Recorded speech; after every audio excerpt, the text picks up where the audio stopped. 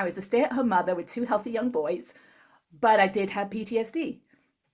And he recognized that. And so he asked me on a scale of 0 to 10 what my stress level was. And I said 8. And then he asked me why. And it was that question, just the question brought up, okay, immediately, okay, it's finding my mother dead on the bathroom floor. Because the tears from that event were still just under the surface. And this is now my late 30s, right? And she died when I was 19. So 20 years later, I still had all those tears that I had not shed. And so he used the technique that's called EFT, short for emotional freedom technique. It's also called tapping because we're tapping on certain places in our body. Are you familiar with the technique? I'm familiar with tapping. Yeah. Yes. Okay. So he tapped with me about my mother's death for about 15 minutes and I let those tears flow. And I went home from that realizing that we hold those memories and those emotions physically in our body and we can let them go. And before that, I had not known that was possible. So I went home and I learned everything I could about EFT because at the time it was given away for free. It still is. Anyone can learn it for free.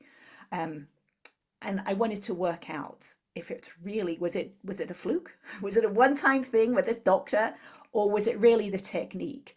So I started to research it, learned everything I could, and then I tried it out as an experiment on something that I was doing with my cat. And I realized how powerful it was. And that's then what I started to do when anything happened, when I was triggered, when I was emotional, I would use this technique and bring myself back to peace and then move on with my day. Oh, wow. So I'm familiar, but not everybody's going to be familiar with tapping. So can you break it down and share with people what it does and what it is, the power? Sure, I just lost you for a moment.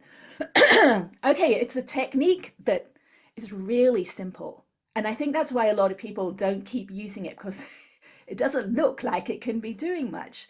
But what we're doing is we're working on acupressure points or acupuncture points, so meridian systems. We're tapping on specific points, which are the ends of specific meridians. And that's because the nervous system has a memory of what it used to do, what it's used to doing when it brings up a memory or when it's triggered.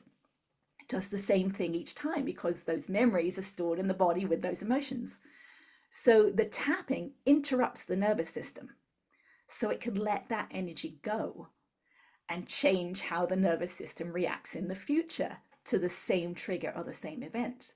So that's all you're doing. You're talking through what happened or how you're feeling, and the tapping releases the energy from the body.